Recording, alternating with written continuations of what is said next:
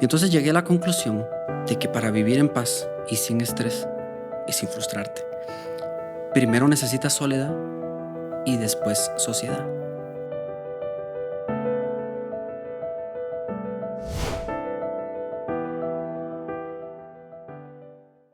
Bienvenidos una vez más a otro episodio de Desaprender para Crecer. Esta vez me acompaña Omar Morales, médico y cirujano de la USAC. ¿Listo? Así es. Estudiamos juntos. En uno de mis segundos años estudiamos juntos, sí. Ahora es una persona que admiro muchísimo, pues lleva varios libros escritos. Así que, Omar, muchas gracias por aceptar la Hombre, invitación. muchas gracias, Ronald. A mí me llamó muchísimo la atención cuando empecé a ver el proyecto de este podcast y cuando lo empecé a escuchar y vi la profundidad con la que tratan los temas, dije, no, yo quisiera estar ahí. Y de repente justo me invitaste, así que para mí un honor estar aquí con vos. Muchísimas gracias. Y ya obviamente en una realidad totalmente distinta de cuando estábamos en uno de tus segundos y yo en uno de mis segundos también. Yo estaba en segundo B, creo. Creo que fue sí coincidimos que era segundo, Sí, yo ¿verdad? creo que era segundo para los dos. A ver, contame, ¿qué ha sido de tu vida desde entonces vos? Pues yo sí me dediqué, tal vez no 100% a la medicina, porque sí empecé a hacer otras cosas. Creo que ahí también coincidimos en que yo saqué un curso de bombero, pues también ya eras bombero, entonces ya teníamos eso también en común. Nos molestaban bombero de Miami, bombero de New York. Entonces sí, presté servicio a los bomberos como unos 3 años más o menos, a Honorem. Y también hice artes marciales, que estoy haciendo Sí, artes marciales Sensei. desde el 97. Sensei, me molestaban con Sensei. El Sensei Splinter me decía Juanjo. Y, y creo que todo eso de alguna manera ha forjado quien soy ahora, porque en los bomberos, no me dejarás mentir, el régimen es como muy militar. Es una disciplina bien marcada. No digamos en las artes marciales, que te movías. Yo todavía viví un poquito la época de, te moviste, posición. Entonces te ponías en posición y te pateaba el maestro para que aprendieras a tener cierta Ajá. disciplina de algo que habías hecho mal. Entonces siempre me gustó mucho eso. Y después cuando entro a la especialidad de cirugía general, digo, pues también esto es bien militar y las jerarquías son muy marcadas, pero yo estaba en mi salsa, me encantaba saber que en algún momento iba a dejar de ser como el R1, obviamente, y ahí iba a llegar a ser quien llegué a ser en algún momento en el hospital y que ahora pues estoy afuera. Fíjate vos que yo estaba pensando mucho eso justo cuando hoy que estaba pensando en lo que íbamos a hablar, me di cuenta de esa parte. A mí sí no me gustaba la disciplina. A mí no me gustó, no me gusta esa escuela militar que hay en medicina, pero tomamos diferentes caminos porque me doy cuenta que vos de forma más inteligente viniste, bueno, yo me voy a meter acá, voy a hacer lo que quiero hacer, siguiendo las reglas y cambiar lo que no me gusta, en vez de intentar cambiarlo Sí. desde el principio, ¿verdad? Vos, cosa que te puedo decir que no funciona mucho. Sí, pero lo que vas cambiando es al menos tu percepción, porque yo no cambié absolutamente nada del sistema. Hasta que yo estuve de R4, eh, según yo, fui un Ajá. buen R4, no fui un déspota ni nada. Habrán algunos que me dirán que no, que sí era mala onda, pero creo que cuando ya estás en el lugar de arriba puedes hacer una pequeña diferencia, el tiempo que estés. ¿Qué Exacto. pase después de eso? Sí, Pues ya no te porque corresponde. si estás abajo, estás solo tirando piedras y Sí, con palos, no puedes hacer nada desde ahí abajo. Y eso, a eso me refiero con hacerlo de una forma más inteligente, como lo hiciste vos, porque como te digo, llegaste a R4, bueno, voy a ver, no voy a hacer lo que me hicieron. Y si yo estoy peleando desde abajo, por algo fue que la sí. medicina fue así para mí, ese camino fue así para mí, ¿no? Pero también tocando el tema de la disciplina, ¿no? Pues felicitaciones por tus libros, de verdad están No, muy muchas buenos. gracias. Gracias. Cuando estaba yo leyendo El arte de estar sano, Eso. fíjate que me estaba dando cuenta de algo. Decía yo, precisamente me recordó una parte a los 4 acuerdos. Más adelante en el libro lo mencionas y refuerzo esto, ¿no? Los libros están hechos de libros. Sí. Pero del libro me dejó algo que no lo había visto de esa forma y en algún momento decís, miremos a los niños. Cuando un niño hace un berrinche, a los 5 minutos ya está riéndose. Vos le mostrás algo, llamás su atención, se le olvidó. ¿Cuánto nos dura a nosotros como adultos un berrinche, Uf, vos? años a veces. Sí, Sí. me pareció impresionante que lo pusieras de esa forma. Y me gustó mucho leer eso en tu libro, así que de verdad, muchísimas gracias por él. No, muchas gracias. Sí, de hecho creo que hace poquito escuché, hay una psiquiatra, te mentiría, no me recuerdo el nombre, pero ella decía que los niños ahora necesitan aprender a frustrarse. ¿Y cómo se hace eso? Frustrándolos, exponiéndolos a la frustración. Porque de alguna manera, y ahora ya estoy parafraseando, ¿no? De alguna manera es como ahora el niño se frustra y rápido le doy algo porque yo me siento mal padre de que mi niño se sienta frustrado, que se sienta aburrido, entonces quiero que se entretenga. Ujú. Entonces creo que mucho tiene que ver. La frustración del niño es una proyección o un reflejo de la frustración del padre. Totalmente. Entonces creo que por ahí va, creo que tenemos que aprender a frustrarnos, tendremos que aprender a estresarnos, que ese es a la larga mi tema más, como más importante, ¿no? ¿Y cómo lo hacemos? Enfrentándonos al estrés. Mira, y veo esto que te decía, ¿no? Requiere disciplina escribir un libro y es lo que propones, de hecho, en ese libro, porque tenés algunos ejercicios ahí en los que lo pones a uno a escribir. Sí. Es algo que nos cuesta muchísimo escribir. Lo mencionabas con la psicóloga, no me Ajá. soy mala con los nombres, pero me eché ya la primera Muchas parte. gracias. Sí, Pues, ¿cómo cuesta? Y entonces veo que es algo que propones, pero a ver, las artes marciales te dieron a vos esa disciplina, cirugía te dio esa disciplina. Fíjate que yo cuando empecé a escribir, sí, hacer un diario es algo que he querido siempre, pero me ha costado muchísimo, ¿no? Entonces a principio del año pasado, no recuerdo bien la fecha, ¿no? Estaba yo con la cabeza de este tamaño y quería ponerlo en un lugar porque dicen que el sí. papel es paciente, el papel te va a esperar, no importa qué le digas, el papel no te va a contestar, entonces que lo pongas en papel. Pero no tenía en dónde, ¿verdad? Aguantar, no podía agarrar un cuaderno, tenía que ir a buscar Ahí uno, las ¿verdad? excusas. Exactamente. Que la perfección es otra forma de procrastinación, ¿no? Entonces yo Claro. quería encontrar, aguantamos un diario digno de las memorias del Ajá, doctor Escobar, ajá, ok. ¿verdad? Sí. Entonces me fui a buscar a cualquier librería que te puedas imaginar. ¿Qué crees que pasó? No encontré uno, ¿verdad? Claro, no había ninguno a la altura del Ninguno, doctor no, Escobar, claro. por supuesto. Entonces, cuando iba bajando como el tercer centro comercial, dije yo, bueno, lo perfecto es enemigo de lo bueno, recordate de Sí. eso. Voy a la librería a comprar un cuaderno cualquiera y ahí empiezo. Fui a la librería, compré un cuaderno cualquiera y a que no sabes qué. No Ese me era. gustó, No. wow. No me gustó. Entonces, bueno, frustrado me fui a casa, dije, otro día será. En casa, cuando llega mi pareja, ¿no? Y sorpresa, un diario. Qué bueno, dije. Pero ya cuando tuve el diario al fin en mis manos, ¿sabes qué decidí? Ahí empiezo mañana. Sí. Ok. Es como el lunes empiezo la dieta. Sí. Exactamente. Ajá. Pero eso es algo que me he encontrado precisamente en la filosofía. Marco Aurelio es el que decía eso. Puedes ser un buen hombre o mujer hoy, pero eliges serlo mañana. Y es algo que tratas vos en el libro también, de cómo de verdad, ¿para qué vas a esperar a sea lo que sea que querrás hacer, empezar la dieta, el ejercicio y lo que querrás?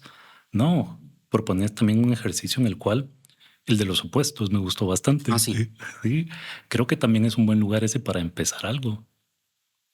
Uy, ahorita que no me recordaba de ese ejercicio, pero creo que lo voy a hacer. Tengo a alguien en mente que creo que necesito hacerlo. Para poner en contexto un poquito, ese ejercicio es cómo cambiar mi percepción de otra persona. Ujú. Porque al estar con alguien que yo digo, bueno, esta persona me cae mal o esta persona me estresa, algo estoy tomando a título personal que de repente ni me corresponde. Pero cómo cambiar esa percepción es el juego de los opuestos. Entonces, más de algo bueno tendrá la persona. Totalmente. De De todos podemos repente, aprender algo. claro, y de repente no, esta persona es que si yo pienso que es arrogante, es que es muy bueno siendo arrogante, por Ajá, ejemplo. Entonces ya ajá. vas aprendiendo y le vas cambiando la mentalidad.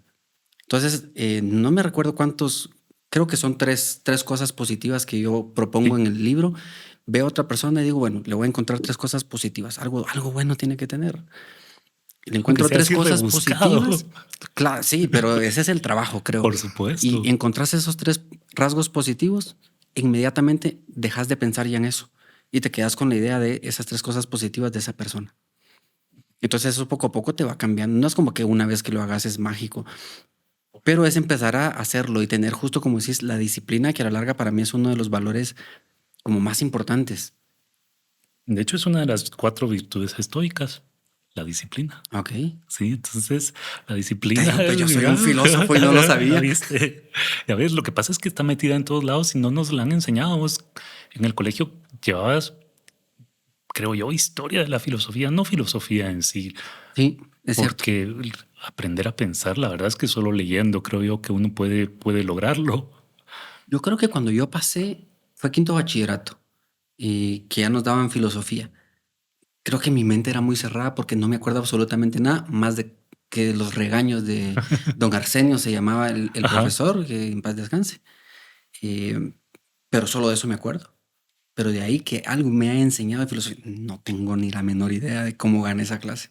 Sí, mira, y es algo que venía escuchando, que la sabiduría no es algo que se pueda enseñar.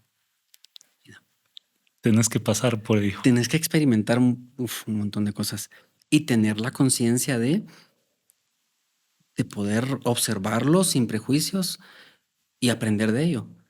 Entonces, ahora, bueno, se habla mucho en el tema bueno, de todas las terapias y Ujú. tantas personas que salen hablando de cosas así y muchos hablan, no, hay que ser conscientes o toma conciencia de esto, pero ¿Qué significa? a pocos he Ajá. escuchado que digan, ¿cómo tomo conciencia?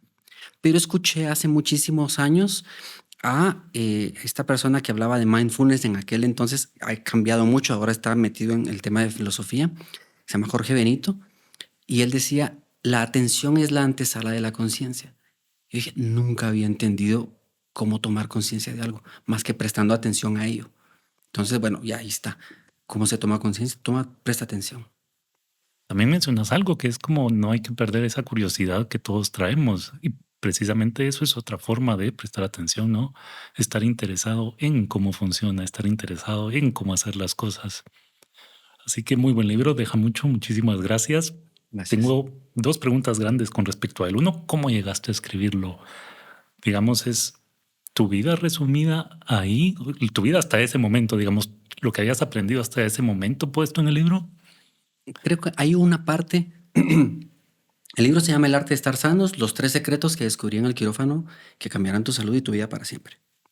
Bueno, los 3 secretos, obviamente no los voy a desarrollar, lean el libro, porque hay Ajá. muchos ejercicios. Pero bueno, los 3 secretos y no es ningún secreto, solo yo lo plasmé en un libro como con una secuencia. El primero es cómo los pensamientos influyen en nuestra salud. El segundo es todo el tema emocional. Y el tercero es qué rol juega el alma en el proceso salud-enfermedad. Entonces, creo que la parte más fuerte autobiográfica está en la parte emocional. Porque describo ahí, hay algo que se llama el sentido biológico, el sentido mental, y yo escribí algo que no sé si exista, pero yo lo describí como un sentido profundo, como hacia dónde te quieren llevar las emociones. Entonces yo me recuerdo, bueno, tu pregunta era cómo lo llegué a escribir. Cuando yo empecé a estudiar coaching, empecé a escribir sobre coaching para la salud. Entonces yo era health Ujú. coach. Bueno, igual no me gustó el término, pero por ahí empecé y empecé a escribir muchos temas de salud, pero desde el coaching. Entonces Ujú. como con muchos pasos, como con metas, con la línea de la vida y muchas cosas. Y entonces tenía como muchos artículos escritos y empecé a escribir para una revista que se llamaba Iniciativa T y tenía ahí pues acumulados varios artículos. Y más adelante pensé, voy a hacer de estos artículos un libro, que cada artículo sea un capítulo y ahí está, porque tuvieron muy buena aceptación, o al menos esa fue mi percepción. Y entonces, cuando ya escribí el libro, yo conocí a una persona que se llama Javier Rivero Díaz, un español, y con él de repente saca un anuncio en sus redes donde decía, ¿quieres escribir un libro? ¿Quieres salir en medios de comunicación? ¿Quieres dar conferencias? Y yo dije, me leyó la mente, eso es lo que yo quiero. Entonces yo le escribí, Javier, me interesa esto. Y me metí al curso con él, de un curso de 10 semanas para escribir un libro. Ahora ese curso ya no se tarda 10 semanas, tarda 3 días. Y Oh. es un éxito. Bueno, si a alguien les interesa, les paso el contacto. Pero entonces yo hice el proceso con él de 10 semanas. Y una semana antes ya tenía la fecha de la presentación y todo. Y le digo, Javier, porque él me pregunta, ¿cómo te sientes con tu libro? ¿Qué dice tu corazón? Él es muy de sentir. Y yo le digo, ¿puedo ser transparente? Claro, no me gusta mi libro. Y ya tenía la fecha, ya estaba todo. Y me dice, pues bueno, tranquilo. ya escribiste un libro, escribe otro. Eso me lo dijo un viernes. Ujú. No sé, solo algo me movió esa frase y terminó diciéndome, solo piensa cómo va a llegar la gente a tu libro y cómo va a salir de él. Esa fue la frase para mí que le dije, Javier, te tengo que colgar, voy a escribir. Y entonces empecé a escribir y todo ese fin de semana yo estaba trabajando en una isla en el Reino Unido, se llama Santa Elena, Ujú. y ese fin de semana me pasó de todo. Estuve enojado, estuve triste, estuve Ajá. de todo. Y entonces aproveché a tener esa conciencia, esa observación, y me recuerdo que yo estaba tan triste y empecé a llorar. Y eso sí, lloraba en una silla viendo al mar y dije, voy a aprovechar esto. No quiero volver a pasar esto sin aprender. Y entonces llorando y con la computadora en las manos, recostada aquí, y empecé a escribir todo lo que sentía, qué experimentaba en mi cuerpo, qué pensamientos tenía y qué realmente quería hacer con esa emoción. Y entonces ahí empiezo a describir el sentido biológico, que es biológicamente para qué sirven las emociones, ¿no? Que de Sí. alguna forma es para que sobrevivamos. El sentido mental es la interpretación que yo le estaba dando a esto. Y el sentido profundo es qué realmente quería de mi interior esa emoción. Y entonces ahí describo esas tres partes y creo que esa es la parte que si lo lees y escuchas esta historia, decís, ¿qué habrá pasado este Omar en esa época? Porque está Ajá. como muy bien descrito todos los sentimientos, todo lo que puedes llegar a sentir con cada una de las emociones. Entonces creo que esa es la parte más autobiográfica en ese libro. La tercera parte es el rol del alma. Cuento muchas historias sobre cómo eh, a partir de un control de la respiración, por una experiencia que yo tuve buceando, estaba a 18 metros pues, en profundidad, tuve un problema ahí con la mascarilla, en fin, tuve que realmente controlar mi respiración pues con mi tanque. De otra forma me iba a morir literalmente. Entonces ahí, estando abajo, también tuve esa conciencia de decir, o sea que si a través de la respiración puedo controlar mis pensamientos, mi comportamiento, por ahí va. Fíjate que despreciamos mucho el poder de la mente. Sí. Yo creo que otra de las cosas que también propones y que escribir nos trae es esto. Si vos de verdad escribís que hoy vas a ver, hoy te vas a fijar en las cosas buenas que te pasan y no en las cosas malas que te pasan. Si vos, yo quiero que hoy sea un buen día, yo con afirmaciones puestas en papel, tu día cambia, pero lo despreciamos totalmente, no le damos el valor que en realidad merece. No creemos que nuestra mente tenga ese poder. Cabal. Yo creo que vivimos creyendo que somos víctimas del contexto, de lo que nos pasa, cuando realmente hablábamos hace un momento de los asuntos, ¿no? Hay cosas que son asuntos míos que sí me corresponden a mí, hay cosas que les corresponden a los demás, cosas que le corresponden a Dios. Explícame eso un poquito mejor porque me gustó mucho cómo lo estabas diciendo acerca de los cuatro acuerdos, ya que lo mencionamos, ¿no? Sé impecable con tus palabras, no asumas, no tomes nada de forma personal y da siempre tu máximo esfuerzo. Estabas tocando el tema de no tomarse nada personal, que decías cómo entender eso, cómo no tomárselo personal en realidad. Bueno, yo lo uno con estos conceptos que menciona Byron Katie en su libro Amar lo que es. Y esto lo menciono muchísimo, casi que en cada entrevista dirán, a este le han de pagar. Pero lo menciono porque ella lo pone como de una forma muy práctica y nos explica esos tres asuntos. Y nos dice justamente, cada vez que te estresas, lo más seguro es que estás metido en los asuntos que no te corresponden, que puede ser los asuntos de los demás o los asuntos de Dios. Es como decir, pasó el COVID, ¿con quién me voy a enojar? ¿O por qué me voy a enojar yo si quién permitió el COVID? Independientemente de la creencia, creerás en Dios o creerás en la vida, pero no te corresponde. Entonces, déjalo, no te toca. Entonces ella dice, cada vez que me estreso o cada vez que tengo algún problema, identifico qué es lo que me está generando esa sensación o esa percepción y digo, esto asunto de quién es. Y de esta forma tomo lo que me corresponde y lo que no, ya no. Y te ponía el ejemplo, si yo hubiera venido tarde para acá y, y te digo, Ronald, fíjate que hay mucho tráfico y voy a llegar tarde y te enojas, tu enojo, asunto de quién es tuyo. Problema mío total. Entonces, Ujú. claro que vamos a aclarar que no viene tarde, Pero yo tomo la responsabilidad de decir, de llamar y decir, esto está pasando. ¿Y qué es lo peor que puede pasar? Pues que te enojes. Y asunto de quién es tu enojo, tuyo. Pues ya te tocará. Pero fíjate que cuando es así, no sabemos ver esto, empezamos a buscar culpables. Y al empezar a buscar culpables, estás enojado con todos. Y al final te vas a dar cuenta que el culpable de ese enojo sos vos. Yo creo que es precisamente por eso, porque no puedes controlar lo que no te corresponde. Y de ahí creo que viene la frustración. La frustración, hasta ahora he entendido que es de los sentimientos más potentes para generarte estrés en tu vida.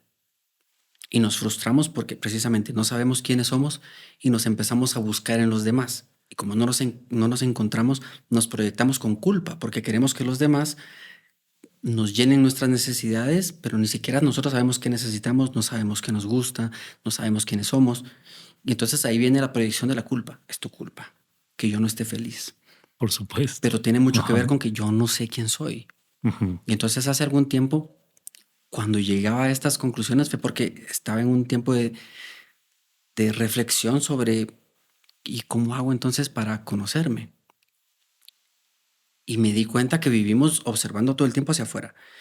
Entonces llegué a la conclusión de que para vivir en paz y sin estrés y sin frustrarte, primero necesitas soledad y después sociedad. Es decir, primero te ves a ti y después a la sociedad. Porque la sociedad te enseña a vivir en multitud y la soledad te enseña a vivir en unidad. La sociedad te enseña a vivir en compañía y la soledad te enseña de encuentro. La sociedad te enseña de expectativas y la soledad te habla de responsabilidad. La sociedad también te habla de una personalidad y en la soledad no te sirve de nada, la personalidad muere. La sociedad también, de alguna forma, te pone etiquetas. La soledad no juzga nada. La sociedad te enseña a ver al exterior y es lo que hacemos actualmente, mientras la soledad te enseña a ver al interior, no tienes a dónde más ver. La sociedad tiene tanto ruido y la soledad tiene silencio, que es la única forma de poder conectar con uno mismo. Pero le huimos Le oímos. terriblemente. ¿Por qué tenemos miedo de lo que vamos a encontrar? Pero creo que eso, justo también hablamos de, cuando hablamos de, bueno, tantos podcasts que hay que hacer el trabajo personal. Ok, ¿cómo? ¿Cómo lo hago? Bueno, te vas a la soledad y ahí te aburres. Siéntate sin celular, sin distracciones, 10 minutos, abúrrete. Y ahí vas a empezar a darte cuenta de lo que realmente piensas. Y ahí puedes entonces decir, ok, de esto que me corresponde, qué es asunto mío y qué no, para empezar a decir, me hago responsable de esto. La responsabilidad es difícil, Y tomar con uno sus eso, responsabilidades. hace un par de semanas di una conferencia en donde decía, hoy les voy a compartir el secreto para eliminar o aprender a gestionar el estrés en su vida. ¿Están listos? Sí. Bueno, aprendan a hacerse responsables de ustedes mismos. Bueno, y eso fue el inicio de la charla y el resto fue como diría Dreyfus, una ingeniería en reverso sobre, bueno, hacia atrás, ¿cómo lo hago? Y es precisamente esto, ¿no? Primero te vas a la soledad y después te vas a la sociedad. Pero en la sociedad también te topas con la crítica, ¿sí? Con el que dirán, que es algo que nos pesa mucho. Ahí funciona mucho la pregunta, bueno, tu crítica, tu pensamiento sobre mí, ¿asunto de quién es? Si es tu pensamiento, es asunto tuyo. Obviamente es de estarlo repitiendo porque una vez Trabajo. que yo lo diga Ujú. es como, no es tan mágico, pero poco a poco te lo vas, como te lo vas creyendo o vas entendiendo de que realmente es tu problema lo que Trabajo de penses. cada uno, Pues sí. sí, y aceptar, yo creo que ese ha sido un problema de muchos, de que no le vamos a caer bien a todos. Ahora, a ver, cuando me decís esto, sí, trabajar en uno, va, por ahí empecemos, pero te das cuenta que ahora lo queremos, sí, pero lo quiero ya. O sea, yo mañana Sí, quiero ya haber realizado ese trabajo, quiero cerrar los ojos y amanecer bien. ¿Cómo le hago? sí, de alguna manera le podríamos tirar bronca a la cultura de la inmediatez que vivimos ahora. Veámoslo de otra forma, aprovechémoslo. Aprovechemos que lo quieres ya. En lugar de estar diciendo, y justo estoy por hacer un live hablando de poner un título como, deja de creer en los procesos, porque no, Ujú. disfruta el proceso. Es mentira. El problema es Bueno, no es mentira, lo voy a explicar para que no se Muchas saque de gracias. contexto esto. El proceso muchas veces lo utilizamos como una excusa, una justificación para no hacer o para no avanzar. Porque decimos, no, voy despacio porque esto es un proceso. Entonces, para mí, yo lo cambio a nivel personal. Yo no digo proceso, sino digo, esto es un camino. ¿Estoy caminando o no estoy caminando? Y yo entiendo, bueno, que hay procesos, ¿no? Pero lo entiendo más a nivel biológico, o sea, los procesos de glucólisis y todas esas cosas. Entiendo esos procesos, pero llevan un ritmo y van avanzando. Pero cuando nosotros nos metemos en esto es un proceso, te tomas el tiempo y procrastinas y no te enfrentas a lo que realmente te tienes que enfrentar. Ahí estás yendo a todas las librerías a buscar tu diario. Vas a buscar tu diario y te lo llevan a tu casa y no lo haces. Ujú. Entonces detrás obviamente hay un miedo a encontrarte con lo que sabes que te va a doler, es como abrir la herida, pero es como en cirugía, tenés una herida que está sucia, hay que abrirla, hay que drenarla, estarla limpiando y cuando ya esté limpia se vuelve a cerrar. Es prácticamente lo mismo con estas heridas emocionales que tal vez ni siquiera nos hemos dado cuenta que tenemos No nos damos cuenta. No nos damos o no cuenta. queremos aceptar. Ujú. Y entonces, ¿cómo aprovechar la cultura de la inmediatez? Deja de esperar un proceso, hazlo ya. ¿Cómo? Cómprate el diario y empecé a escribir. Escribí. Y ya Y empecé a escribir. ¡Ah, qué hueva! Bueno, con hueva escribí 5 minutos. escribí una línea. Escribí una Sí. línea todos los días. Empezar por ahí. Pero sí, y es de Y nuevo. empieza uno a hacer el hábito. Bueno, yo no tengo el hábito de escribir todos los días, pero sí escribo, bueno, pues los libros, ¿no? Y Si no todas tienes estas un historias libro, que yo no comparto. tengo el hábito de escribir, tenés más un libro, entonces. Pero más escribo de eso que como un diario. Como trabajo personal, no es tan frecuente. Pero sí hago como muchos momentos de reflexión. Eso es casi que de a diario. Hay algo que me molesta y voy en el carro pensando. En el carro hay un día a la semana que no pongo nada de música y todo el día que voy en el carro es para andar escuchándome, analizando, reflexionando y aprendiendo. A ver, entiendo que esto fue cuando estabas viviendo en la isla, ¿no? Sin eso estábamos. En la isla. Fíjate que yo también, cuando fui a estudiar afuera, después me di cuenta que no me tenía que ir tan lejos para poder pensar, ¿verdad? ¿Cómo fue para vos? Pues exactamente lo mismo. No necesitaba irme tan lejos, pero a la vez sí. Aunque creo que cuando yo decidí irme, todo fue muy rápido. Me llamaron un lunes para decirme si me quería ir para allá. El viernes yo ya estaba en el avión. O sea, así de rápido fue. Creo que tomé la Detenete un decisión de sí. instante, porque ahí sí es, la pregunta sí es obligatoria. ¿Huías? Sí, a eso justamente iba. Ajá. Más estaba huyendo y cuando llegué allá fue como, todo es lo mismo, pero en inglés. Pero Ajá. estando allá fue como, o sea, sí habían algunos guatemaltecos allá y con quienes pues obviamente hicimos alguna comunidad, pero tampoco era tan fuerte, pues hasta que con los meses ya nos hicimos muy buenos amigos, pero al principio no, era totalmente solo, un idioma que a las 2 semanas yo decía, esto me van a mandar de vuelta porque yo no hablo inglés, no sé por qué estoy aquí. Bueno, lo hablaba masticado, pero era como hasta cierto punto divertido esa parte. Pero fue enfrentarme como a muchas creencias de a las personas que estaban allá, no les importaba si yo pronunciaba bien water o water. O sea, no les importaba, querían entenderme. Entonces dije, bueno, me quito el complejo de mi acento mal hecho.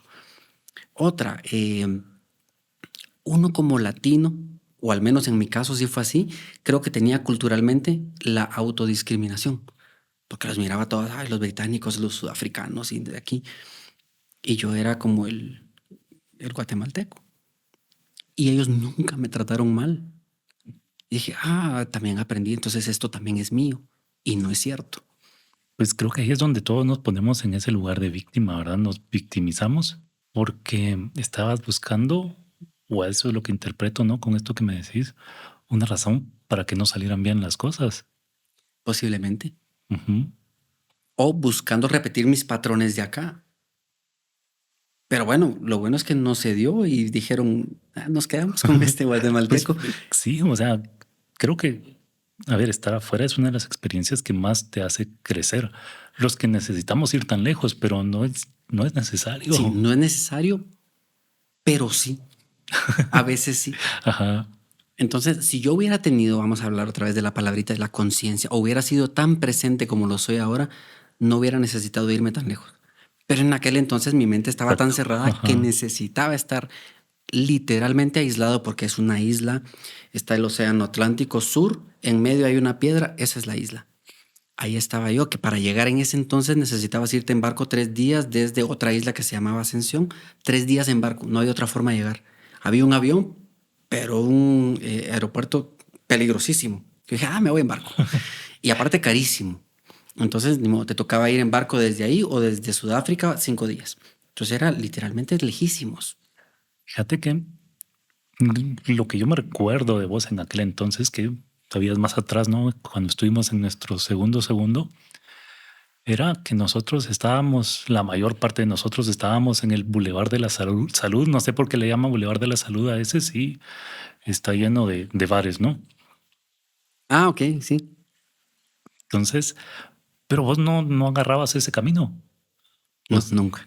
Bueno, no voy a exactamente. decir nunca, pero en ese entonces no. Ujú, De verdad que en ese entonces era como muy niño de casa, muy ujú. niño bien, muy creído, no de engrandecido, sino muy creyendo que yo era el hijo ejemplar que mis padres querían, sin decir nada de mis hermanos, estoy hablando de mí.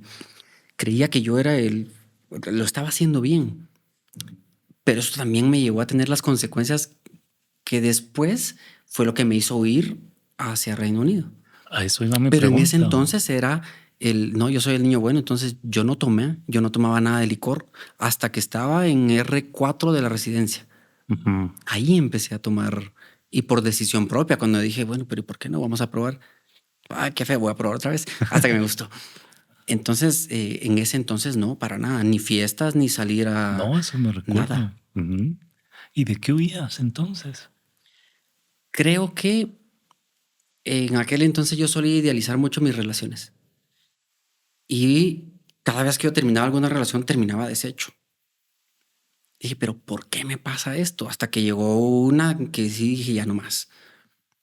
Y ahí fue donde me di cuenta que lo que me dolía tanto cada vez que terminaba una relación es que idealizaba tanto a la otra persona que me olvidaba de mí por querer complacerla en cualquier cosa, en todo lo que quisieran, que en algún momento pues yo dejé de gustarles, me imagino, o dejaron de, pues ya no había esa conexión. Entonces se van y yo me quedo solo sin saber, y entonces ¿quién soy? Entonces era ese miedo a estar solo otra vez y, y conmigo. ¿Y qué voy a hacer conmigo? Yo necesito a alguien porque siempre estaba así. Entonces creo que por ahí estaba el miedo a estar solo, el querer huir, el decir me voy a ir a otro lado y voy a ir a vivir otras experiencias, que sí fue así. Pero más que yo buscaba distraerme siempre afuera, pero me llevó realmente hacia adentro. Y decís algo, porque al uno dar tanto, y es lo que le decía también, como viste a Nancy, la psicóloga que estaba acá, que Ansia. eso, compartimos heridas. Todos los que estudiamos medicina compartimos una herida, ¿no? Y es esta, que vos, para que nadie nunca jamás te vuelva a abandonar, buscaste una profesión donde todos te van a buscar. Caray. En- Bueno, puede ser, puede ser. Para mí, bueno, no sé, tendré que interiorizar esto.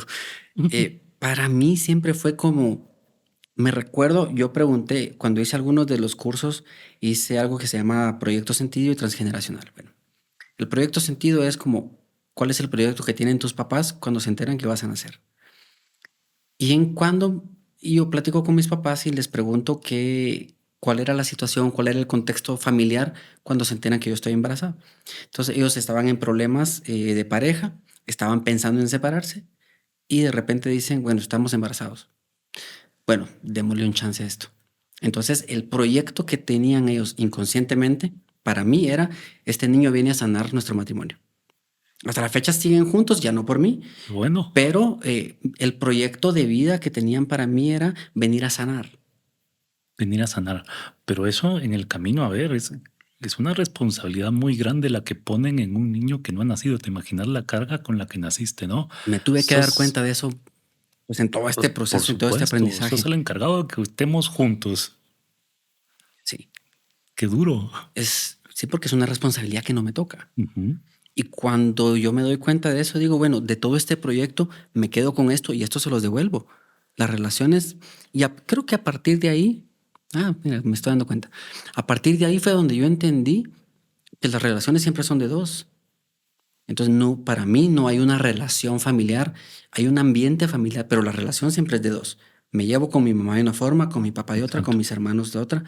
Entonces, la relación siempre es distinta. Entonces dice, ¿por qué vengo yo a sanar una relación que no es mía?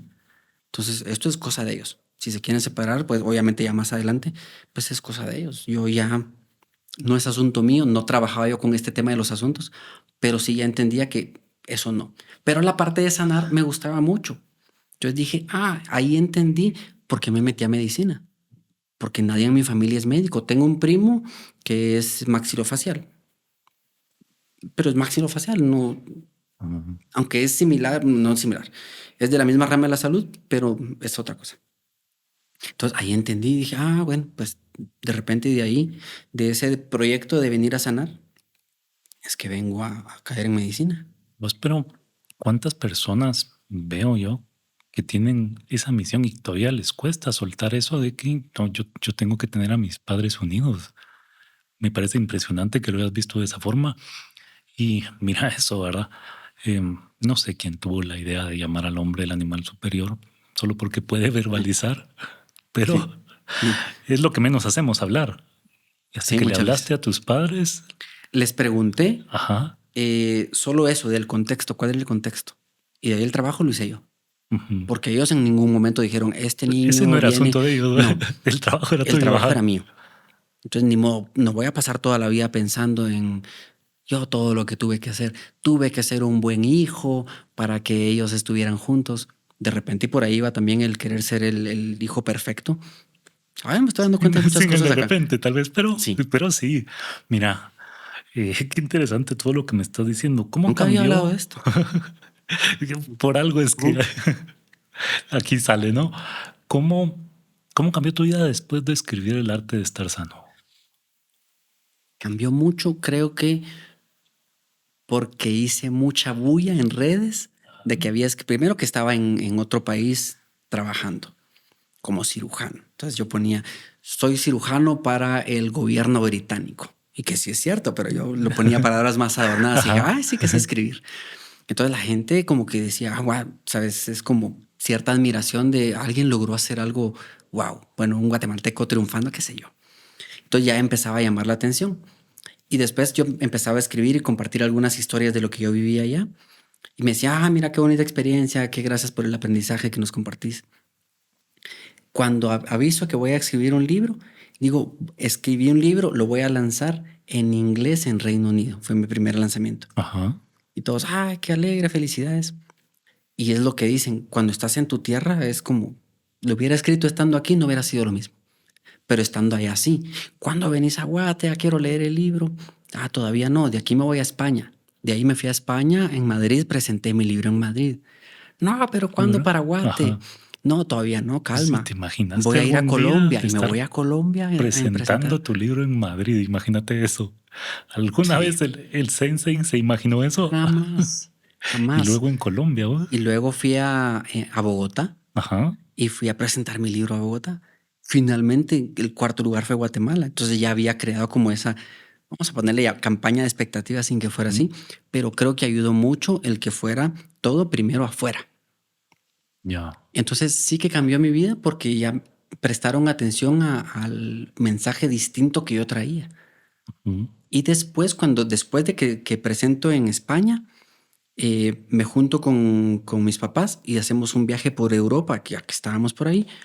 Y entonces en cada lugar yo escuchaba las historias y en ese entonces tenía la facilidad que escuchaba una historia que hacía una analogía con la vida. Entonces me grababa un video con la Torre Eiffel atrás o con el Ajá. Big Bang y no sé qué, y hablaba una historia como dando como alguna enseñanza de vida, contando la historia del lugar. Entonces llamaba mucho la atención. Por Entonces creo que sí, supuesto. a partir de ahí cambió mucho mi vida porque perdí el miedo, porque sentí aceptación de lo que yo estaba haciendo. Ujú. Entonces dije, bueno, perdí el miedo, ya para mí, ya, si gusta o no gusta, ya no me importa. Pero, a ver, y ahí quiero llegar también, porque con ese, con toda esta bulla que hiciste, ¿no? También viene la crítica. Sí, ¿Cómo te fue con la crítica? sí me llegaron muchas críticas, especialmente del gremio médico. Ujú, Cuando estaba bueno, después de todo esto, de escribir el libro, empecé a hablar mucho porque entendí el tema de las emociones. Creo que habrá muchas cosas más que todavía tengan que comprender, pero entendí al menos como lo básico de cómo la emoción realmente tiene que ver con la salud.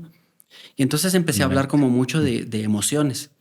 Entonces yo ya no era, para muchos yo ya no era el doctor, ya no era el cirujano, sino era como un motivador que habla ahora de emociones, como un coach Ujú. X. Y entonces sí me pegó mucho el qué dirán. Y aparte empezaba a recibir algunos mensajes como algo equivocados, porque ¿qué hace un hombre hablando de emociones? Entonces recibía Ajá. unos mensajes y yo dije, a ver, Sí te tiraron uno de sí me esos. tiraron el Ajá. rollo. Ajá. Entonces, y de repente empiezan a subir mis redes, pero yo dije, no, a ver, voy a detenerme un momentito, ¿qué estoy proyectando? Entonces dejo de hablar de emociones, me detengo un tiempo y después empiezo a entender que el estrés está de la mano. Dije, bueno, vamos a entrar por el tema del estrés. Y Ujú. me empecé a meter en el rollo del estrés, a estudiarlo y ahí paré. Y entonces ahí ya obviamente la percepción fue totalmente distinta y mi trabajo, digamos, Ujú. empezó a crecer muchísimo más hasta el día de hoy. Explícame el método BETS. De ahí surge el método BETS. Ajá. El método BETS, de hecho, tiene mucho que ver con la bioscodificación, solo que yo no me meto tanto en el tema de bioscodificación porque es tardadísimo y es muy cansado. La cuestión es, el método BETS, como yo lo hice estando allá, en Reino Unido, yo lo hice en inglés. Porque aparte, si lo ponía en español, las No iniciales cuadraba. no quedaba bien. Pero significa cuerpo, emoción, pensamiento y alma. ¿Cómo lo hice? Empecé primero con el arte de estar sanos, cómo de un pensamiento llega hasta el cuerpo. Pero por lo mismo que mencionaste anteriormente, no estamos conscientes o no queremos aceptar o aprovechar el poder de nuestros pensamientos. Pero al cuerpo sí le ponemos atención y esa es la maravilla de la enfermedad. Así. Tenés dolor, entonces al fin te prestas atención. Bueno, entonces dije, ¿cómo hago? Empecemos desde donde estamos. ¿A qué sí le importa a la gente? Su salud.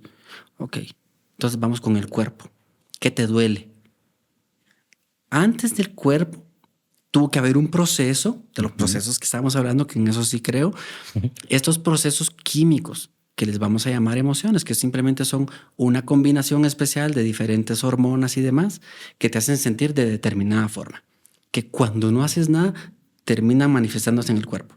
Bueno, ¿qué pasa antes de una emoción? Tuve que tener un pensamiento, una interpretación de algo que disparara esa emoción. Entonces ahí viene cuerpo, emoción, pensamiento.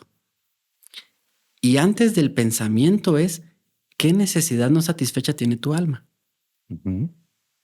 Entonces ahí es donde ya logro llegar como a la parte profunda, como al aprendizaje de decir, ok, tengo, qué sé yo, tengo neumonía, tengo apendicitis, tengo cualquier cosa, o tengo migrañas que vienen a cada rato. Es, ok, ya entendí el mensaje que me quiere dar mi cuerpo. Pero aunque me decís que la biodescodificación era muy largo y no. Cuando estaba leyendo El arte de estar sano, precisamente eh, vino a mi mente este autor, es francés, ¿no? Christian, no sé cómo será en francés el nombre, pero es Fletch, Christian Ah, sí, Fletch. sí, sí. Ujú. Y tiene mucho que Él ver habla lo mucho que... de somática, Ujú. psicosomática. Tiene mucho que ver todo lo que me Sí. dijiste con los libros de él. O sea, no es tampoco como que te haya sido, no, muy difícil. Estás hablando de biodescodificación también. Sí, lo único es que no es el proceso. A Ujú. ver, yo hice bioscodificación, sé cómo hacerlo. Puede ser tan rápido como una plática de un par de minutos que sí me ha pasado. Estuve platicando con un amigo, una pequeña historia. Estaba platicando con un amigo que vino a dar un curso. Mi amigo que estaba con el que escribimos el libro de grafomedicina. Bueno, nos hicimos amigos, fuimos a tomar un café y me dijo que había venido un viernes, sábado y domingo dio curso. Con él me junté lunes o martes, no me recuerdo. Pero todo el fin de semana pasó con hipo. Y yo le digo, ¿y así diste el curso? Sí. 8 horas, no sé cuántas horas eran, pero era larguísimo. Creo que eran 8 horas sábado y 8 horas domingo. ¿Y así diste el curso? Sí. y que hayas tomado, ya me enseñó todos los medicamentos. Entonces le digo, entonces empezamos como, obviamente desde la medicina, cuerpo. Ujú. Entonces para mí fue un BETS, que fue como muy rápido, porque a la larga es biodescodificación. Entonces le pregunto, ¿cuándo empezaste con esto? Tal fecha. ¿Qué pasaba en tu vida alrededor de en esa fecha, un poquito antes? Y me contó ya algo de un problema personal. Entonces le empiezo a preguntar, ¿por qué el sentido biológico del hipo es, tengo algo que decir y no me animo? Entonces yo le empiezo a preguntar y lo hago que hable. Pero ¿y qué te faltó decirle? ¿Y qué demás? Terminamos de tomar un licuado. 20 minutos logramos platicar esa vez porque él ya se iba de regreso. Y a los 20 minutos le dije, no sé si ya te diste cuenta, pero ya no tienes hipo. Sí, es cierto. Y ya no tenía nada. Obviamente en el cuerpo descarto que no hubiera sido un infarto, que no hubiera sido algo más. Eh, pero cuando todo eso ya yo estaba seguro que no era nada de esto, entonces, bueno, me voy a la parte emocional. 20 minutos, suficiente para quitarle el hipo. Y me dice, wow. Entonces le dije, escribamos el libro. Por supuesto. Y mira, es muy agradable ver eso. Como un cirujano, no estoy encasillándote ni diciendo que eso es sos, no practica cirugía, ¿no? También se encarga de estas cosas. Lograr unirlo me parece sorprendente. Creo que tiene más aceptación por el hecho de ser médico. Ujú. Porque no es tan fácil que alguien diga, quiero ir a biodescodificarme, quiero ir a entender qué tiene la enfermedad. No, voy porque tengo un dolor. Y yo aprovecho y les pregunto. Ujú. Y muchos pacientes llegaron a la clínica porque tenían dolor lumbar y trabajamos que el lumbar, la parte del dolor lumbar tiene mucho que ver con la parte económica. Entonces me enfocaba en esto. Tuve como, bueno, una paciente que me refirió después como a 3 familiares, todos llegaron por el mismo problema y pues todos salieron de ahí, llegaban doblados y salían rectos. Yo decía, ¿te diste cuenta cómo estás caminando ahora? Sí, es cierto. Lo malo de eso es que ya no volvieron a llegar a la clínica. Eh, Otras personas que llegaron, habrán sido también como 2 o 3 que llegaron con migrañas de años, todos los estudios normales. Hacemos ese proceso de un BET y salen de la clínica y dicen, bueno, después de eso ya nunca volví a tener migrañas. Ahora que decís todos los estudios normales, mira cómo somos los seres humanos, porque fíjate que lo que me han dicho muchas personas dicen que ya me hicieron todos los estudios y sabe qué es lo peor, que me dicen que no tengo Sí, nada. sí. Imagínate eso, en vez de estar celebrándolo. Creo que eso tiene mucho que ver con el que quiero seguir siendo víctima. Ay, me encontraron tal cosa, Sí. pero como ya no, entonces soy responsable. Sí, creo que va por ahí. Me ha pasado también. Entonces sí me parece impresionante esto. Te das cuenta que estás buscando incluso, a ver, no me sé la traducción porque es del alemán al castellano y hay una palabra que no me gusta ahí, pero eh, Freud creo que era el que decía, el enfermo se aferra a su síntoma o el loco a su locura. No sé cuál sea. Ninguna no me gusta, pero así es como lo has encontrado en los libros. Pero te aferras a sentirte mal. Querés una razón para sentirte que eres ese culpable. Y no querés ver al espejo para encontrarlo, ¿no? He tenido personas así en la clínica y yo les pregunto, porque me dicen, es que yo solo vivo enfermo.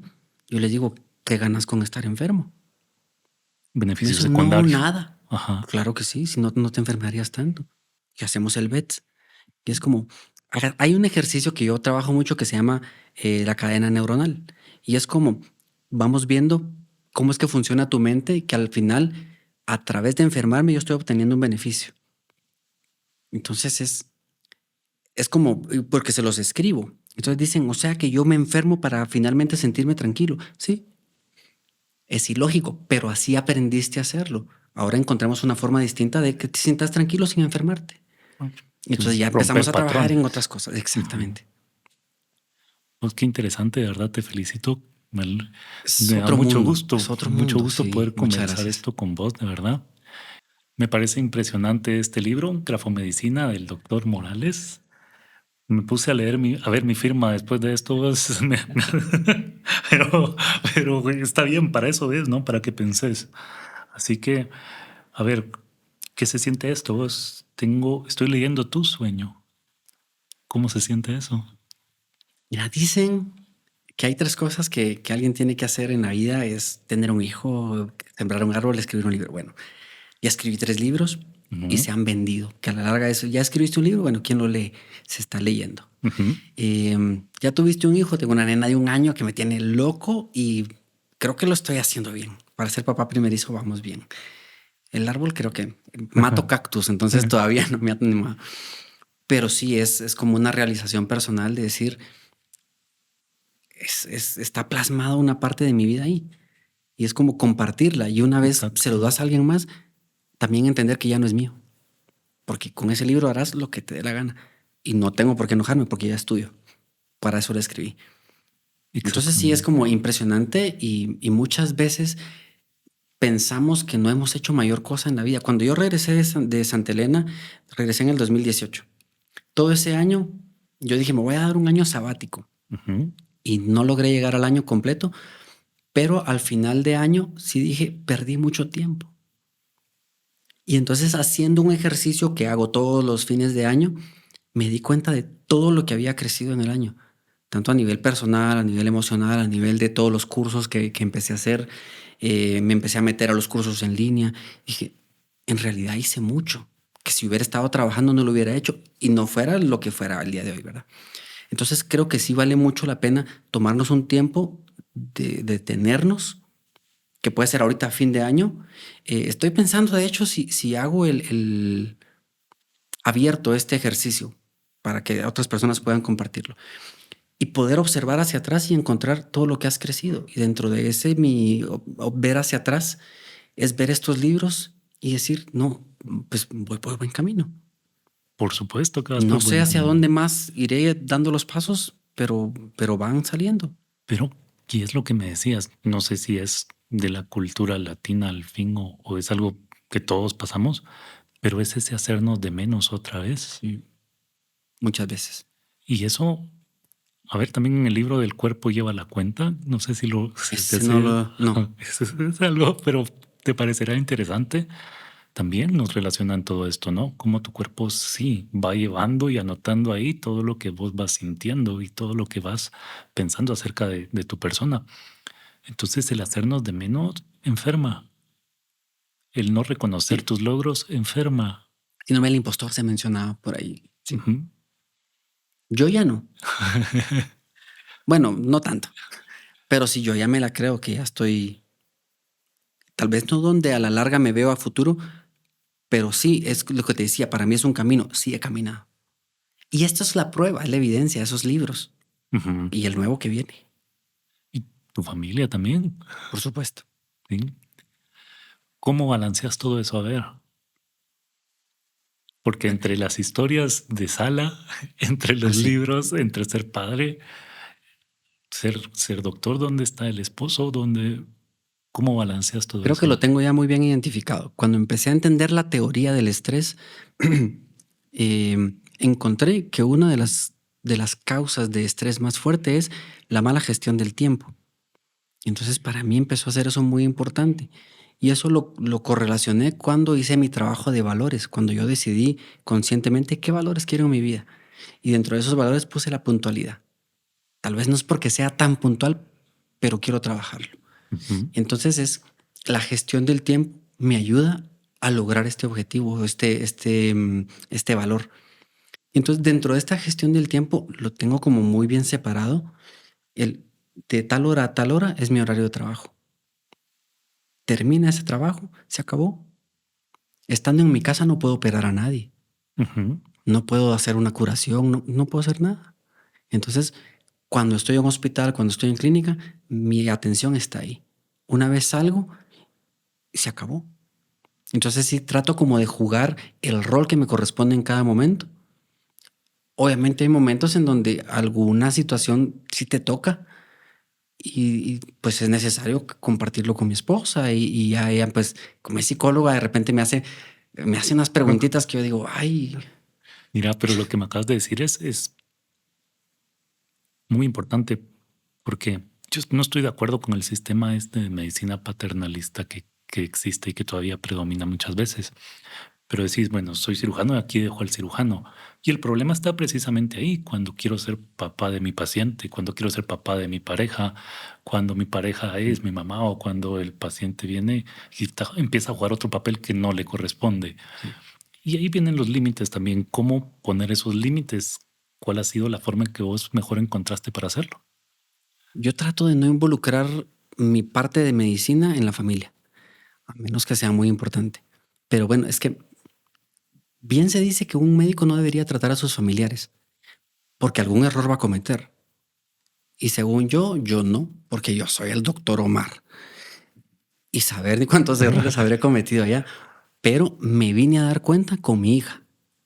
Un día estaba se enfermó y empezó con fiebres y yo no sabía qué hacer. O sea, en el hospital sé perfectamente qué hacer, pero en mi casa no sabía ni qué hacer. No pude ni tomarle la temperatura, no le revisé los oídos, no le revisé la garganta. Me bloqueé. Ujú. Y llego con la pediatra y le digo, Andrea, mira, o sea, tiene fiebre, está mala, ¿qué hago? Y ella dice, le empieza a revisar oídos y me dice, no le habías visto esto, no. Yo, mira, qué oso. Le digo, pareciera que no soy médico. Y me dijo, no te metas como médico con tu hija. Precisamente por eso, porque vas a no ver cosas importantes. Te Ujú. digo, ok. Entonces ya le dije a mi esposa, no me preguntes absolutamente nada, a menos que sea una emergencia. De lo contrario, llamas a Andrea Ujú. o hacemos una cita y vamos. Pero mira lo que me acabas de decir. El ego de los médicos cuesta. Ujú. Mucho. Es difícil. No sé si en el resto del mundo sea igual, pero Creo que sí. sí, el ego del médico, yo todo lo puedo y todo lo sé. ¿Te parece que sí se abarca así? Sí, definitivamente, pero tampoco le echo bronca. Ajá. También creo que es necesario a veces, porque es como lo que hablamos hace un momento. Uno solito se hace de menos. El ego de médico te hace sentir, soy muy médico, y te hace creértela y trabajar más o menos acorde a eso. Ahora, para creértela, sí que tenés que tener una base de la teoría, porque bien decían, no hay nada peor que un ignorante con iniciativa. Total. Entonces no Así te es. la puedes creer. O sea, si sos, créetela. Ajá. Pero creo que también el ego nos sirve para eso, ¿no? Sí, el ego, por supuesto, tiene su función, pero nada, creo que ningún médico que venga se va a salvar de la pregunta. Yo creo que en medicina, al menos acá, la competencia que existe no debería existir. O sea, ahí estás perdiendo por completo el objetivo de ser médico. Y sí creo que el ambiente en medicina en Guatemala no es amigable, ni No, para el médico ni para el no. paciente. Es un gremio bastante egoísta, bastante competitivo. Como dicen, desde la universidad no lo decían, es como la cubeta de cangrejos. Pero a la larga, creo que en cualquier lado se da. Porque escuchas ingenieros y dicen, no, los ingenieros son los cangrejos. Los Ajá. odontólogos, no, los odontólogos son los cangrejos. Creo que todos. Pero creo que lo que juega mucho aquí sí es el ego del médico, porque es que la gente tiene la culpa. Porque muchas veces, y creo que por ahí va a nivel cultural, te dicen, no, doctor, muchas gracias, Dios me lo bendiga, es que gracias a ustedes. Primero Dios y después usted. O sea, mira en qué nivel te está Ujú. poniendo. Es una responsabilidad muy fuerte. Pero eso obviamente te hace sentirte, ay, te sube el ego. O sea, a ningún ingeniero creo que le han dicho primero Dios y después usted. Por la parte humana que nosotros vemos. Ujú. Pero también te juegan esa carta, ¿no? Sí, Usted hizo un juramento, atiéndame, ¿verdad? sí. Cúreme, dígame qué hacer. Ahora, en ese tema sí tenemos que darnos cuenta y aceptar que vivimos en un mundo capitalista.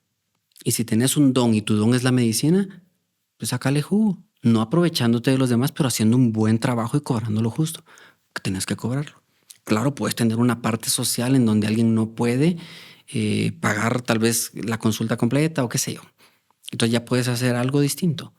O donar, qué sé yo. De mil formas puedes hacerlo. Pero estamos en un juego capitalista y hay que entrar. Y creo Totalmente. que el problema es que empezamos, en lugar de entrar como en el juego capitalista, empezamos a entrar en competencia con los demás. Y creo que ahí es donde empieza la deslealtad también. Fíjate que yo hoy estaba escuchando un podcast, ¿verdad? Ya ves ¿Ah? que de algún lugar salen las ideas, Sí. ¿no? Decían que tenés que tener un enemigo, tristemente tenés que tener un enemigo para estar unido con tu colega, ¿no? Se nos Ok. olvida que ese enemigo es la enfermedad, pues a eso te dedicas en cualquiera de sus formas, porque a la hora de que a vos te quitan el enemigo, empezás a pelear con el otro. Sí. Entiendo hacia dónde vas. Aún así, para mí la enfermedad no es el enemigo. No, te está Si diciendo lo, algo. si lo ves Ujú, como más profundo, es como ujú. la enfermedad solo te está viniendo a decir, te olvidaste de ti, porque a la larga es, estoy enfermo, estoy rodeado de toda mi familia que me ama, que me atiende, me cuida, etcétera. El único que siente el dolor soy yo. Esa es una de las grandes lecciones de la enfermedad. Te viene a recordar que tu vida es tuya y que Ujú. tenés que ponerte responsable de ti mismo. Fíjate que tuve la oportunidad de estar en Livingston haciendo algo acerca de síndromes culturales, ¿no? ¿Ok? Para no meterse más en ello, fíjate que me encantó ver que cuando a ellos les sucede esto, lo que buscan no es otra cosa más que qué me está enseñando, Ok. qué de bueno me trae esta enfermedad, digámoslo así. Y creo que eso es lo que todos tenemos que estar buscando cuando tenemos algún síntoma. ¿Cuál es la Sí. lección? Claro, te duele la cabeza, tómate una pastilla, pero haz el trabajo. O sea, yo Los les, antidepresivos, yo los les digo, ansiolíticos, sí. hacete un BETS. O Ujú. sea, cuál es el síntoma, cuándo empezó, qué estaba pasando en esa época, qué puedes cambiar al respecto. Este Julio Bebione, un comunicador argentino de espiritualidad, dice, siempre podemos volver a elegir. Entonces hazte un bet, vuelve a elegir. Una vez que vuelves a elegir, prácticamente como que lo hubieras sanado y entonces tus pensamientos son distintos, tus emociones van a ser distintas y tu cuerpo entonces reacciona gracias a que piensas distinto. Entiendo por qué hubo críticas del médico, ¿no? Cuando vos unís esto que estás haciendo vos, sí, miren la emoción, eso se manifiesta en el cuerpo, como que la gente siente que no, o sea, no metas las dos cosas, esa parte, el cuerpo es Sí. el cuerpo, de esto me encargo yo, vos quédate de aquel lado. Y eso es lo que le hemos transmitido a todas las personas y no logran ver esto que vos haces Sí. hasta que alguien se los guía, lo cual está bien, porque entonces hay trabajo, ¿no? Claro.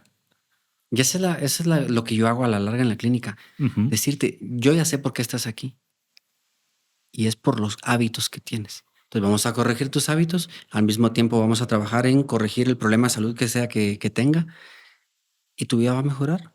Pero tienes que comprometer y les hago un programa personalizado en donde les pido, te vas a comprometer contigo 2 semanas. Solo eso te pido. Y en 2 semanas nos volvemos a ver.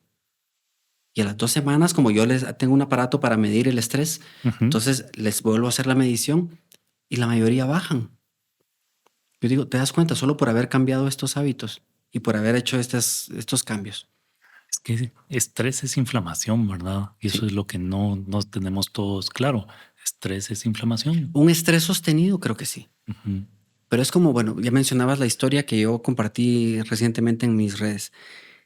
Una persona llega, tuvo un accidente, lo atropellan, tiene una lesión vascular en el hombro, en el brazo, que secciona la arteria y la vena principal del brazo.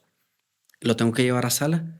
Pasamos varias horas ahí operándolo para lograr restablecer el flujo y salvar el brazo. Bueno, si yo no hubiera tenido estrés, no hubiera podido reaccionar con la rapidez que lo hice y lograr hacer la cirugía en el tiempo que lo hicimos. Entonces, pero no creo que por ese tiempo yo haya entrado en inflamación. Ujú. Creo que sí me ayudó a generar cortisol, a generar adrenalina y demás para poder actuar rápido. Una vez terminó la cirugía, esa es la ventaja que digo que tengo yo ante cualquier otra persona, que yo sé diferenciar cuando ya terminó el momento de estrés. Entonces ya se acabó. Y ya salí tranquilo. Me regalaron una tostada, un No, chocolate que lo sentí maravilloso a las 3 de la mañana y ya se había acabado el estrés. fíjate que esa es una de las mejores formas que he encontrado yo para explicar la diferencia entre estrés y ansiedad. El estrés es un problema real y te mueve, el estrés te hace actuar. La ansiedad es algo que está pasando solo en tu cabeza y te paraliza. Sí. Bueno, de alguna forma van de la mano. Sí. Fíjate, te decía, una de las manifestaciones del estrés es la gestión del tiempo. Otra es el anticipatorio. El anticipatorio es la ansiedad. Cuando yo pienso que algo malo va a pasar, que si hubiera venido tarde y es que Ronald se va a enojar, ya no va a querer grabar conmigo, yo quería estar ahí, anticipándome a que algo malo va a pasar, que ni pasó. Bueno, que tampoco lo pensé, pero bueno, es por poner el Es un ejemplo. ejemplo. Pero esta ansiedad, este pensamiento genera una reacción en tu cuerpo. Esa reacción es el estrés. Y lo que pasa en la mente es la ansiedad. Por eso digo, sí van de la mano. Sí, sí. ¿Y en dónde puedes hacer algo? En los dos. Hay algo que se llama el suspiro fisiológico. Ujú. Es como cuando acabas de llorar y de repente, después de ese suspiro, qué rico se siente. Pero mira, relacionándolo con lo que Sí. te decía del libro, hoy precisamente un paciente en la clínica me hablaba de ese suspiro y mencioné lo de tu libro. Cuando termine el berrinche, deja ir, Ajá, sí. puedes empezar ya a fijarte en algo más. Pues justamente, pero tiene cuando yo lo escribí Ajá. por experiencia. Ahora lo comento desde con la base científica de haces 2 respiraciones de estas o 3 y en 20 segundos, o sea, haces literalmente con el cambio químico de las concentraciones de oxígeno y CO2, haces que corazón y cerebro de alguna forma se comuniquen y la frecuencia cardíaca acelerada que tenías por el estrés disminuye. Tu cuerpo te está diciendo, ya no hay peligro. Entonces tu mente también lo entiende. Entonces hay algo que se llama... no, mentira. Le iba a poner un nombre, pero bueno, es simple lenguaje Ajá. corporal. Voy a decir lenguaje corporal, que es simplemente tu postura te ayuda a pensar bien o a pensar mal. Ujú. Entonces miras hacia arriba, pensé en algo malo, te cuesta. Solo porque tienes la vista hacia arriba. Entonces, por eso es que también los altares en las iglesias siempre están altos, porque cuando miras para arriba, sentís como... Entonces, tu cuerpo, si aprendes a dominarlo, te ayuda a cambiar también cómo se comporta tu mente. Por supuesto. Mira, también te quería mencionar eso, por cierto, del libro, la capacidad de observar. Y eso no vas a diagnosticar en base a ver a alguien, pero sí, o sea, tu lenguaje Sí, corporal transmite, tu letra dice que estás enfermo, sí. tu mirada dice que estás enfermo. ¿De qué todavía no lo sabemos? Pero sí lo dice. Sí. De hecho, cuando tomé el curso con Jesús, él nos decía, el curso se llama Grafología Psicológica. Obviamente estábamos viendo personalidad a través de la letra. Em, y Jesús nos explicaba, pues obviamente todos los rasgos, como ver generalidades de un folio lleno. A mí me pareció fascinante. Y le digo, Jesús, me doy cuenta que tú sabes ver la personalidad de la gente a través de la letra. ¿Qué crees? Yo sé ver la personalidad de la gente a través de su salud. Si la gente me cuenta su salud, yo más o menos ya sé cómo se comporta. Y entonces ahí como que los dos coincidimos y hagamos una unión de medicina y grafología. Y de ahí nace grafomedicina, que es un término que no existe. Ujú. Y empezamos Bueno, a hacer los gracias, ya estudios existe. y bueno, ahora existe. Mm. Y empezamos el objetivo de esto es cómo puedo investigar o averiguar cosas de mi salud a través de la letra. Entonces no es un método diagnóstico, pero al menos tú miras la letra y decís, le voy a investigar Parkinson, le voy a investigar Alzheimer, le voy a investigar, puede ser que tenga diabetes porque tiene estos rasgos que ya están estudiados. Entonces ya pido unos laboratorios más orientados y no pedir solo, le voy a pedir esto y esto y esto y esto. Pero mire, sí, Sí. aprovecha ahí para... Entonces obviamente el experto en eso es Jesús, que él es el grafólogo con experiencia de años y pues yo veo la parte médica. Vos, impresionante también este libro, de verdad, te felicito. Gracias, Ronald. Muchísimas gracias por estar acá. Antes de continuar, si hay algo más que te quiero preguntar, a ver, obviamente por el nombre de esto, del podcast, ¿no? En tu opinión, ¿qué es lo que tenemos que desaprender para crecer y no ver el estrés como lo estamos viendo actualmente? A ver, creo que tendríamos que desaprender a ver el estrés como el enemigo, como el que hablamos de la enfermedad. Ujú. El estrés simplemente es tu cuerpo diciéndote que tenés que prestar atención a algo. Así como a mí me sirvió en una cirugía y a veces simplemente me está diciendo, estás prestando atención a lo que no corresponde. Nuestro asunto. Entonces, el estrés, aprendamos a verlo como un aliado y aprender obviamente a gestionarlo. Si no lo gestionamos, entonces nos enfermamos. Pero si sabemos, tenemos las de ganar. ¿En dónde te pueden encontrar, Omar? En las redes estoy como dr.omarmorales y ahí están. Y el WhatsApp es el 5550-9440. Y a través de cualquier medio. Por ahí puede ser. Muchísimas gracias por la invitación. De verdad, aprendí mucho con tus libros No, también. yo también Gracias. aprendí mucho del mío hoy. Así que espero lo volvamos a hacer. Sí, seguramente. Un gusto, Muchísimas Omar. gracias por la invitación y felicidades por el podcast que estoy seguro que Muchas va a llegar a gracias, bro. ser de los mejores podcasts. Te lo agradezco. Gracias.